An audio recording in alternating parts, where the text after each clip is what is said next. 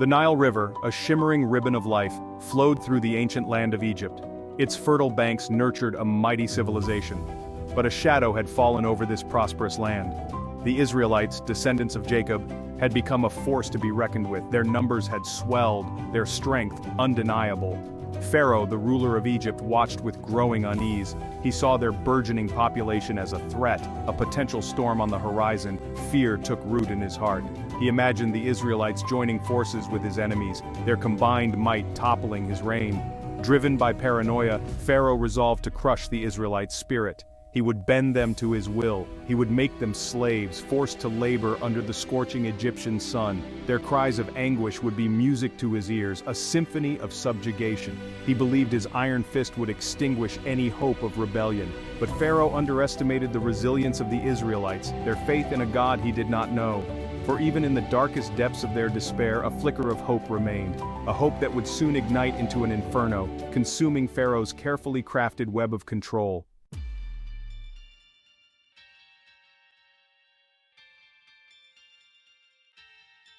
The more Pharaoh oppressed the Israelites, the more they multiplied. Their resilience seemed to mock his every effort to break them. His fear, once a flickering flame, now raged like a wildfire within him.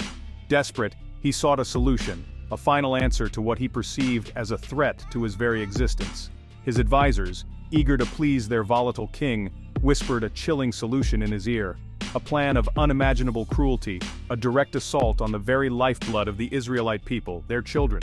Pharaoh, his heart hardened by fear and consumed by a lust for absolute control, issued a decree that echoed through the land, leaving a trail of terror in its wake. Every newborn Hebrew boy, he commanded, was to be cast into the Nile, their tiny lives snuffed out before they could even begin. This, he believed, would be the final blow, the act that would finally break the Israelite spirit and secure his reign. But Pharaoh, in his blindness, failed to comprehend the depths of a mother's love, the boundless lengths to which she would go to protect her child. And he certainly did not foresee the hand of destiny, moving silently, preparing to transform his monstrous act into a testament to his own undoing.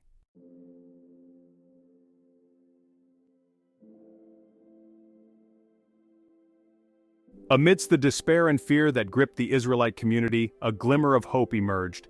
A Levite couple, Amram and Jochebed, were blessed with a son, a child of extraordinary beauty and vitality. Their hearts overflowed with love for this precious gift, a love so profound that it defied the suffocating grip of fear. They knew they could not abide by Pharaoh's cruel decree. They couldn't bear to surrender their son to the cold embrace of the Nile. Jochebed, with a mother's fierce determination, resolved to defy the king's command. She would protect her child, shield him from the darkness that threatened to engulf them all. For 3 long months she hid her precious baby boy, his laughter a secret melody in a world shrouded in silence and fear. But as time wore on, she knew she couldn't keep him hidden forever. She needed a plan, a daring act of faith that would entrust her son's fate to the hands of destiny.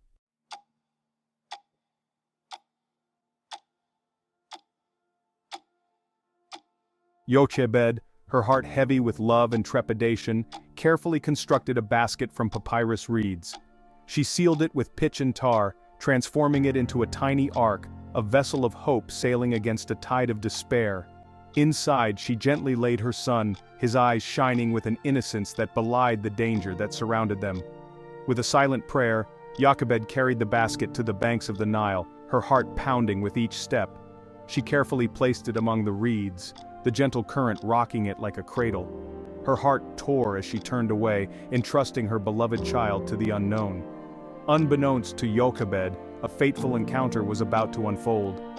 Pharaoh's daughter, drawn by the serenity of the riverbank, chose that very spot for her afternoon bathing ritual. As fate would have it, her attendants discovered the basket amidst the reeds. Intrigued, the princess ordered them to bring it to her.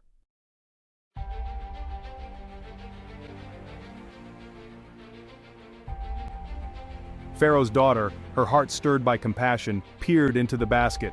There, nestled amidst the soft linings, lay a beautiful baby boy. His cries, filled with a mixture of fear and hunger, tugged at her heartstrings. She knew instantly that this was no ordinary child. This was a Hebrew baby, one of the very children her father had ordered to be cast into the river. Yet in that moment, all she felt was a mother's instinct to protect this vulnerable life. Fate, it seemed, had intervened, setting in motion a chain of events that would forever alter the course of history. The princess, defying her own blood, decided to adopt the child as her own. She named him Moses, meaning drawn out of water, a constant reminder of the day their paths crossed. Little did she know that this child, rescued from the Nile's embrace, would one day rise to challenge the very foundations of her father's kingdom. His destiny, forever intertwined with the fate of the Israelites, was about to unfold.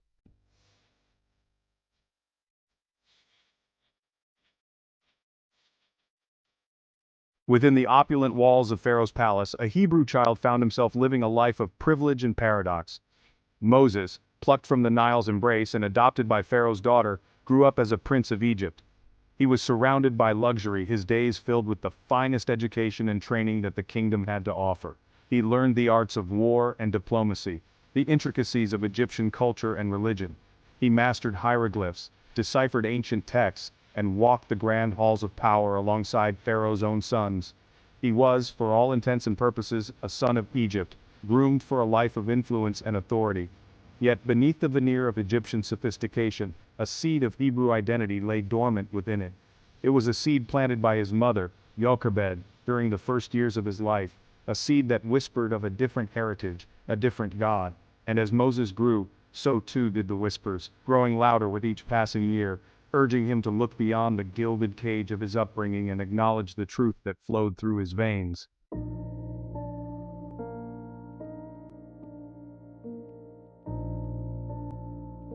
Though raised as an Egyptian prince, Moses couldn't escape the whispers of his Hebrew heritage.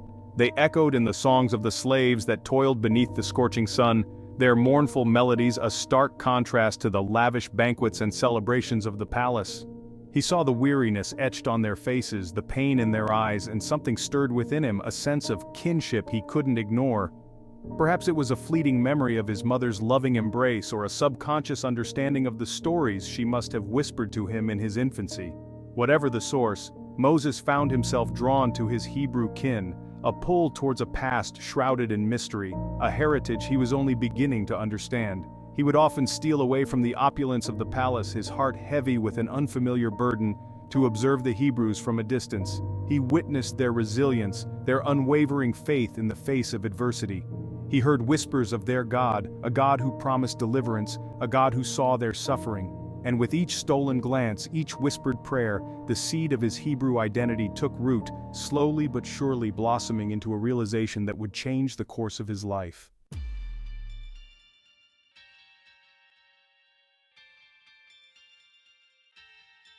One fateful day, Moses' carefully constructed world of privilege was shattered.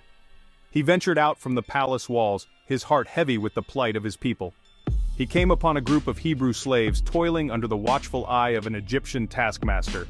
The taskmaster, his face contorted with cruelty, mercilessly whipped a frail old man, his blows echoing through the air.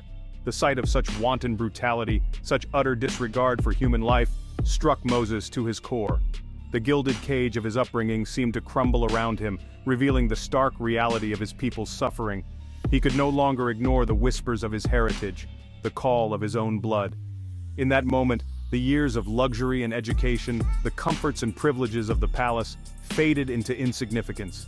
All that remained was the searing image of injustice, the agonizing cries of his kinsmen echoing in his ears.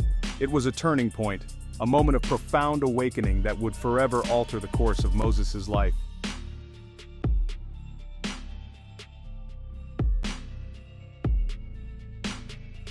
Rage, raw and unfamiliar, surged through Moses' veins. He could not stand idly by and witness such cruelty, such injustice. His princely composure, carefully cultivated over years of royal training, evaporated like mist in the desert heat. He strode towards the taskmaster, his eyes blazing with righteous anger. The taskmaster, taken aback by Moses' sudden appearance and the fury in his eyes, raised his whip, ready to strike the frail Hebrew once more. But before the whip could descend, Moses acted. He grabbed the taskmaster, his princely strength amplified by a surge of adrenaline and righteous indignation. In the blink of an eye, he wrested the whip from the Egyptian's grasp and struck him down. The taskmaster lay still, his life extinguished as quickly as it had been taken. Fear, cold and sharp, pierced through the rage that had consumed Moses. He had taken a life, crossed a line that could never be uncrossed.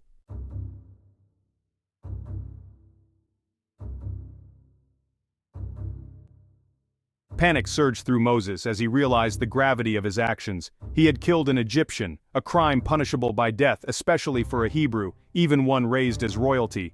His heart pounded against his ribs, his mind racing, desperately seeking an escape from the impending consequences. He looked around frantically, his eyes falling upon the vast expanse of the desert that stretched beyond the city limits. Instinct took over. He knew he couldn't stay in Egypt, not anymore. His life, once filled with promise and privilege, was now in jeopardy.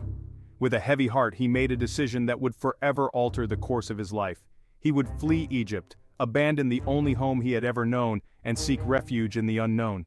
So, under the cover of darkness, Moses, the Hebrew prince, turned fugitive, slipped out of Pharaoh's palace, and into the vast, unforgiving embrace of the desert.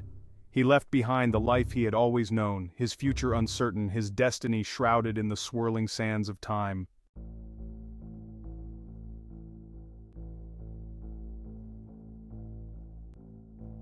Into the wilderness, a shepherd's exile.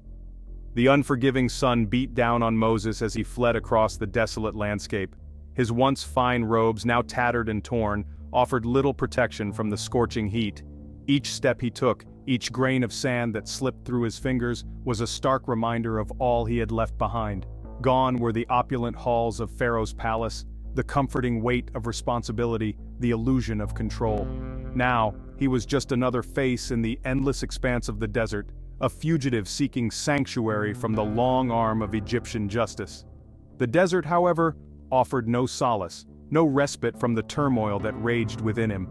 He was haunted by the memory of the taskmaster's lifeless eyes, the weight of his actions a heavy burden on his soul. Doubt gnawed at him. Had he made the right decision? Was he condemned to wander aimlessly, forever haunted by his past? Days turned into nights, the scorching sun giving way to a chilling darkness that mirrored the despair that threatened to consume him. Hunger gnawed at his stomach, thirst parched his throat, but Moses pressed on, driven by a desperate hope that he would find sanctuary, a place to outrun his past, and perhaps one day find redemption.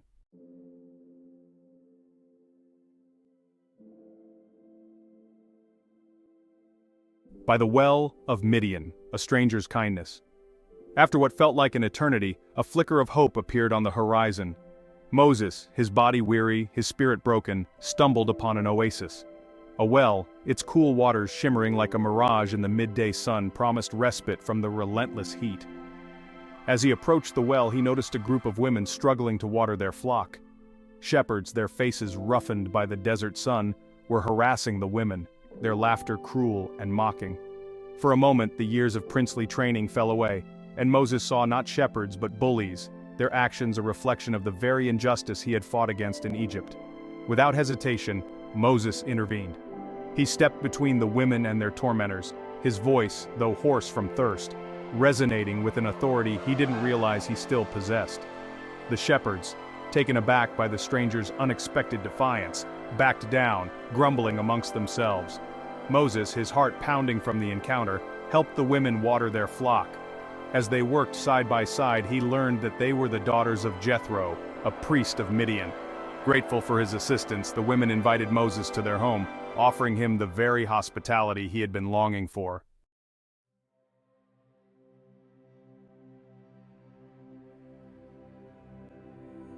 A new family, a simple life, 40 years in Midian. Jethro welcomed Moses into his home with open arms. He listened as Moses recounted his escape from Egypt. Jethro offered words of comfort and guidance. Time flowed at a different pace. Moses embraced the simplicity of life in Midian. He married Zipporah, Jethro's daughter. Together, they built a life far from Pharaoh's court. The years passed, each sunrise a testament to resilience. Moses emerged a changed man, open to redemption.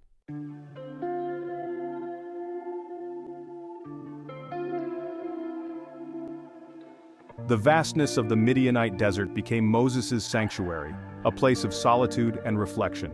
As he tended Jethro's flocks, his thoughts would often drift back to Egypt, to the plight of his people. He wondered if Pharaoh's heart had softened, if the cries of the Israelites had reached the ears of their God. He spent hours in prayer, seeking guidance, yearning for a sign. He questioned his purpose, his destiny. Had he been wrong to flee? Was he destined to live out his days as a shepherd? The desert, however, offered no easy answers. It was a harsh teacher, demanding patience and humility. Yet, within its stark beauty, Moses found a strange solace. The silence became a source of strength, a canvas upon which he could paint a new narrative. He realized that his journey had not been in vain. It had been a crucible, forging him into the man he was destined to become.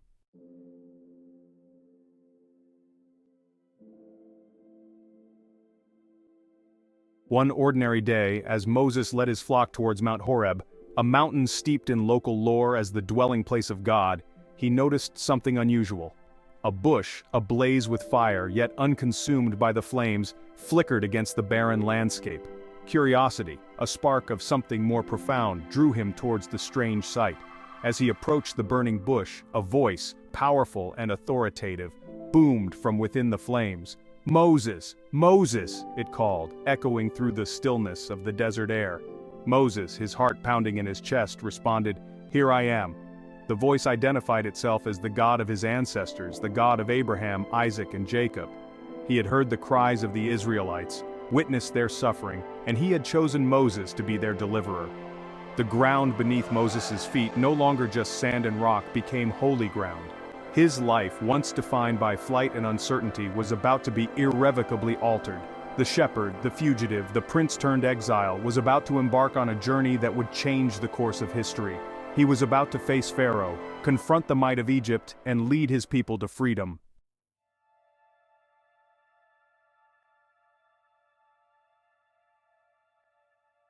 The voice, reverberating with power and authority, commanded Moses to remove his sandals. He stood on holy ground.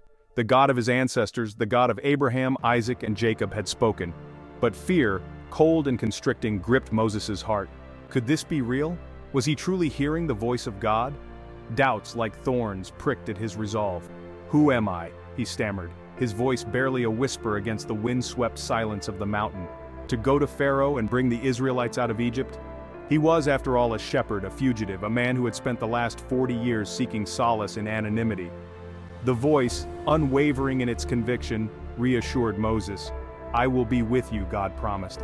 He would give Moses a sign, proof of his power and the veracity of his words. He would deliver the Israelites from their bondage, lead them to a land flowing with milk and honey, a land promised to their forefathers. Yet, doubt still lingered in Moses' heart, a stubborn ember refusing to be extinguished. He argued, hesitant, afraid. He was not a man of eloquence, his words often stumbling, his tongue clumsy. How could he, a simple shepherd, possibly convince Pharaoh, the most powerful ruler on earth, to free his people?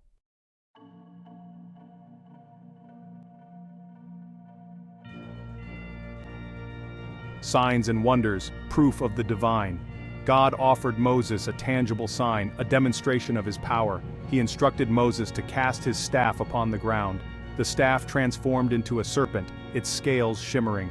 Fear surged through Moses as he recoiled. God then commanded Moses to pick up the serpent. The serpent became a staff once again. This was the power of God, undeniable and awe-inspiring.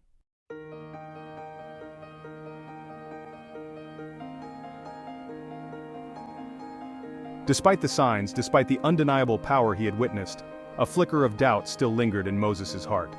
"I am slow of speech and slow of tongue," he protested, his voice thick with despair. How could he, a man who struggled to find the right words, possibly stand before Pharaoh and articulate God's message? God, in his infinite wisdom, had anticipated Moses' concerns. He had already chosen a spokesman for Moses, someone who possessed the eloquence and confidence that he lacked. "What of your brother, Aaron the Levite?" God asked. "I know that he can speak well. He is already on his way to meet you, and when he sees you, his heart will be filled with joy." Aaron, a Levite priest, was known for his eloquence, his ability to move hearts and minds with his words. Together, God declared Moses and Aaron would stand before Pharaoh. Moses would be God's voice, relaying his commands, and Aaron would be his mouthpiece, articulating those commands to Pharaoh and the Egyptians. With this reassurance, the last vestiges of doubt melted away, replaced by a growing sense of purpose. Moses was no longer alone in this daunting task. He had his brother Aaron by his side, and more importantly, he had the unwavering support of the Almighty God.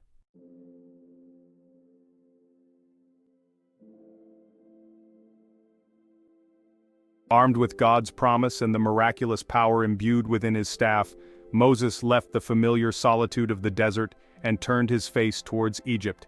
He bid farewell to Jethro, his father-in-law, who, though saddened by his departure, offered words of encouragement and blessings for the perilous journey ahead. He collected Zipporah, his wife, and his sons, their faces etched with a mixture of apprehension and excitement as they prepared to leave the only home they had ever known. They were leaving behind the simplicity of a shepherd's life, embarking on a journey fraught with danger and uncertainty, their fate intertwined with the destiny of an entire nation. As Moses journeyed back towards Egypt, the weight of his responsibility pressed down on him.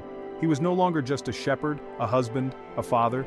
He was God's chosen instrument, tasked with confronting a tyrant, liberating a people, and fulfilling a promise made generations ago. He carried with him the hopes and dreams of a nation yearning for freedom, their cries for deliverance echoing in his ears. Every step he took towards Egypt was a step closer to confrontation, a step closer to a destiny he could no longer outrun. The grand halls of Pharaoh's palace seemed imposing, their grandeur a stark reminder of the power Moses was about to challenge.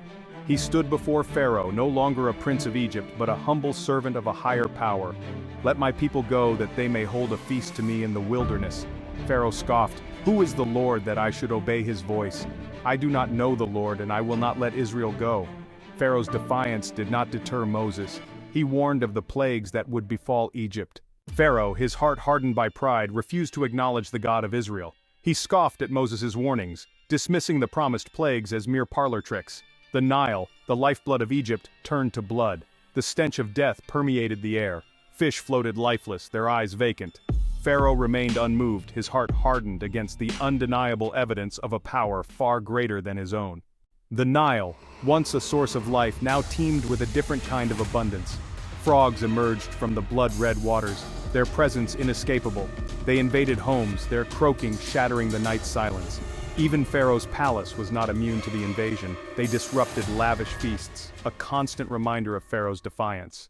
The frogs retreated, leaving behind a trail of slime and decay.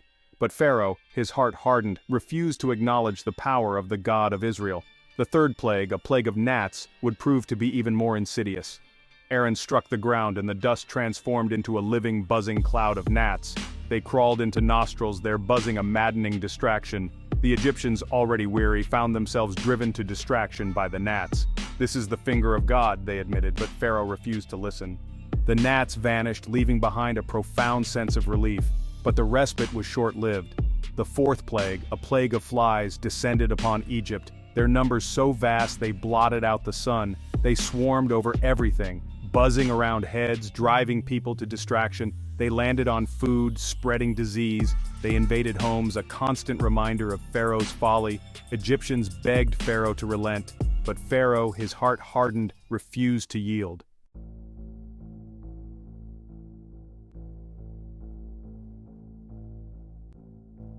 The flies departed, leaving filth and decay.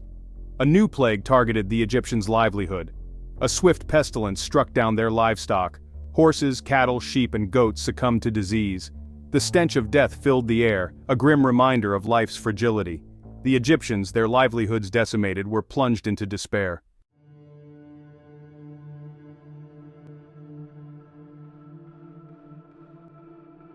The pestilence spared the Israelites. Pharaoh remained obstinate, his heart hardened. The sixth plague, boils, afflicted the Egyptians. Moses tossed soot into the air, causing painful sores. Even Pharaoh's magicians were not spared. Pharaoh, unmoved, retreated deeper into his palace, his denial a fragile shield against growing despair.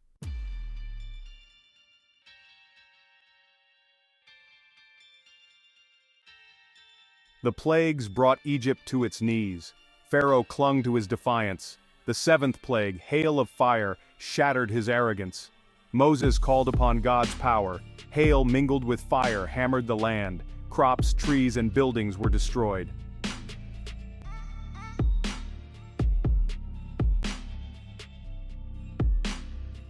The hail left a trail of destruction.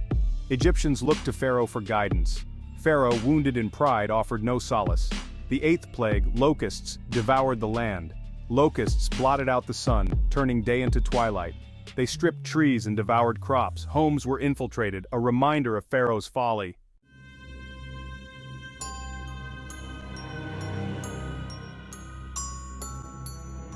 The locusts departed, leaving desolation. Egyptians huddled in fear and resignation. Pharaoh paced his chambers, filled with dread. The ninth plague, darkness, amplified that fear. Moses raised his hand and darkness enveloped the land. It was a darkness that could be felt, tasted, and smelled. A reminder of God's displeasure and Pharaoh's impotence.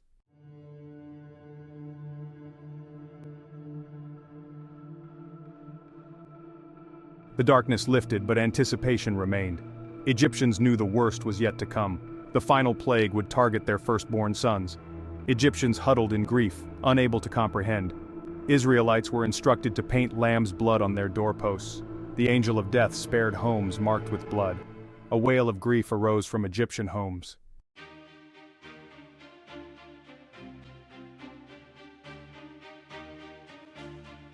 The cries of anguish shattered the night.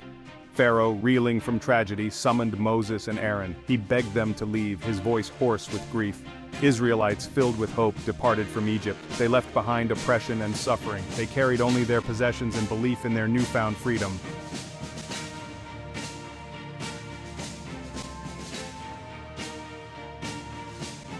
Israelites journeyed eastward, guided by God. Pharaoh, filled with anger, pursued them. Israelites camped by the Red Sea, watched the approaching army. Moses raised his staff, and the sea parted. Israelites walked across the seabed to freedom. The waters crashed down on the Egyptian army. The crossing marked a turning point in their journey. They emerged stronger, united, and determined to reach the promised land.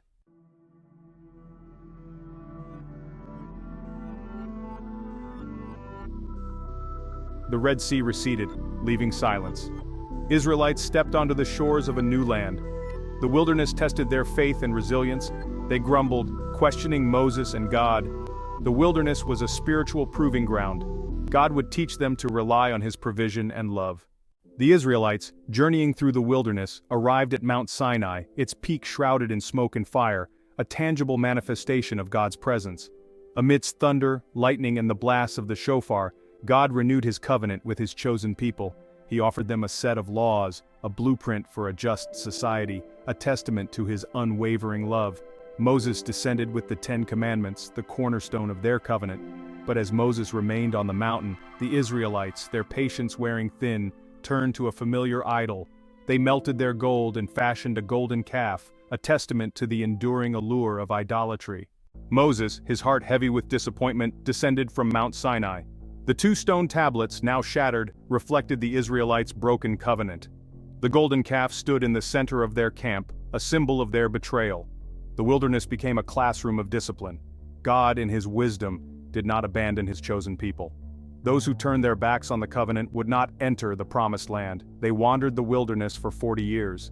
Yet, God's grace shone through, providing and guiding them, until they were worthy to inherit the promise made to their forefathers. 40 years had passed since the Israelites had fled Egypt. 40 years of wandering, of testing, of learning to rely not on their own strength, but on the faithfulness of a God who never abandoned them. A new generation had arisen, a generation that had not witnessed the plagues, had not walked through the Red Sea, but had heard the stories. They stood now on the edge of the promised land, a land flowing with milk and honey, a land where their weary souls could finally find rest. But Moses, their leader, would not cross over with them. He was denied entry into the land he had spent his life striving to reach. From the summit, he gazed out over the promised land, its beauty a testament to God's faithfulness. A land where their children and their children's children would thrive. His legacy etched not in stone but in the hearts of the people he had led to freedom. Moses, his life a tapestry of miracles and unwavering faith, breathed his last on that windswept mountaintop, his eyes fixed on the promised land he would not enter. He died as he had lived, a humble servant of God. The Israelites mourned their leader for 30 days, their tears watering the parched earth. Moses' legacy transcended time and mortality. The 10 Commandments became the cornerstone of Western civilization, guiding generations to come.